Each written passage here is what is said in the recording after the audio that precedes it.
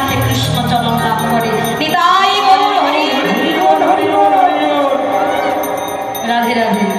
তাই প্রভু আমার ভক্ত সঙ্গে আজ চললেন কোথায়? সূর্য পূজা দিতে। নানায় উপহারে